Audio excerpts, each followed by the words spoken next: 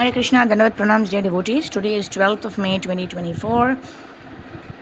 Let's begin our early morning with prayers and bhajan for the pleasure of Guru and Gauranga. Nityanando avadotendur vasudha pranavallabha janvi jivitapatihi Krishna prema pradaprabhu Padmavati sutah Shriman Shachinandana purvaja Bhavunmato jagatrata rakta gaura kalevarah चैतन्य कृष्ण चैतन्यो गौरांगो द्विजनायकः यतिनां दण्डिनां चैव न्यासिनां च शिरोमणिः रक्ताम्बरधरः श्रीमान् नवद्वीप सुधाकरः प्रेमभक्तिप्रदश्चैव श्री शचिनन्दनस्तथा चतुश्लोकी भगवद्गीता ओम नमो भगवते वासुदेवाय ओम नमो भगवते वासुदेवाय ओम नमो भगवते वासुदेवाय श्रीभगवानुवाच अहं सर्वस्य प्रभवो मत्तः सर्वं प्रवर्तते इति मत्वा भजन्ते मामुदभावसमन्विताः मच्चित्तमद्गता प्राणबोधयन्तः परस्परं कथायन्तश्च मां नित्यं तुष्यन्ति च रमन्ति च तेषां सततयुक्तानां भजतां प्रीतिपूर्वकं ददामि बुद्धियोगं तं येन मामुपयन्ति ते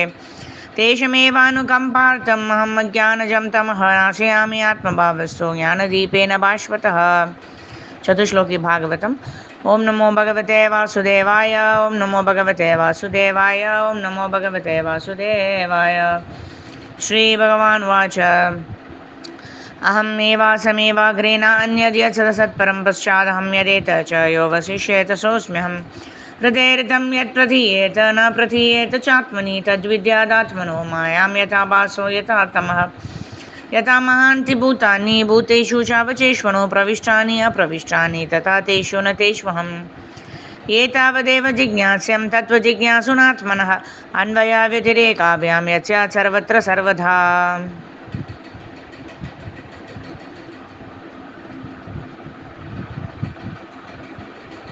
चैतन्य चरितामृत जय जय श्री चैतन्य जय नित्यानंदा जय अद्वैत चंद्र जय गौरभक्तवृंदा वंदे गुरून् ईशभक्तान् ईशमीशावतारकान् तत्प्रकाशं सदच्चक्ते कृष्ण चैतन्य सम्यकं वंदे श्रीकृष्ण चैतन्य नित्यानंदो सहोदितो गौरोदे पुष्पवन्तौ चित्रौ छन्दो तमोनुदो यदद्वैतं ब्रह्मोपनिषदि तदप्यस्य तनुभायात्मान्तर्यामि पुरुष इति सोऽशांश विभवः षडैश्वर्यै पूर्णो स भगवान् स स्वयम् अयं न चैतन्यात् कृष्णः जगति परतत्त्वं परमिह अनर्पितचरीं चिरात् करुणयावतीर्णः कलौ समर्पयितमुन्नतो जुलरसांस भक्तिः श्रियं हरिः पुरडसुन्दरदुरीगतम्बसन्दीपितः सदा हृदयकन्दरे स्फुरतु वः शचीनन्दनः राधाकृष्ण प्रणयविकृतिर्लादिनी शक्तिरस्मात् एकात्मानामभिभुवि पुरदेहभेदं गतौ तौ चैतन्याख्यं प्रणमदना तद्वयं चैक्यमाप्तं राधाभावदुदीसुफलितं नौमि कृष्णस्वरूपं श्रीराधाया प्रणयमहिमा कीदृशो वा नैव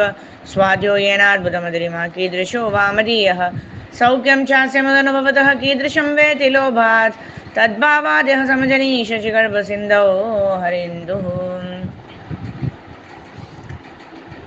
नामाष्टकं वर्स नंबर 1 निखिलश्रुतिमौली रत्नमाला जुजनीराजितपादपङ्कजान्तायि मुक्तकुलैरुपास्यमानं परितस्त्वां हरिनाम संश्रयामि श्रीमद्भागवतं 10.1.4 निवृत्तदर्शैरुपगीयमानात् भव औषधाश्रोत्रमनोभिरामात् कौत्तमश्लोकगुणानुवादात् पुमन् विरज्येत विना पशुघ्नात्. Today's Vaishnava bhajan for the pleasure of Guru and Gauranga is Radhe जय जय माधव दैते गोकुल तरुणी मंडल महिते राधे जय जय माधव दैते दामोदरारति वर्धन वेशे हरिनिष्कुट वृंदा विपिनेशे राधे जय जय माधव दैते वृषभानुदादि नवशशीलेके ललिता सखी गुणा रमित विशाखे करुणां कुरु मयि करुणा भरिते सनक सनातना वर्णित चरिते राधे जय जय माधव दैते गोकुल तरुणी मंडल महिते राधे जय जय माधव दैते. Hare Krishna, Dandavat Pranams. So we meet now at 5 o'clock for Brahma Muhurta chanting session. Please do join us. And tomorrow we will be joining for our teachings of Lord Chaitanya study. So tomorrow is Monday. Today is Sunday. So Monday to Friday we are doing at 12:30 p.m. Indian Standard Time. TLC study Monday, Tuesday, Wednesday, Thursday, Friday, Bhagavad Gita. So please do join us from Monday to Friday for Srila Prabhupada book study. And today we will meet at 5 a.m. for chanting Hare Krishna Mahamantra during the auspicious Brahma Muhurta time. Thank you. Hare Krishna, Danat Pranam.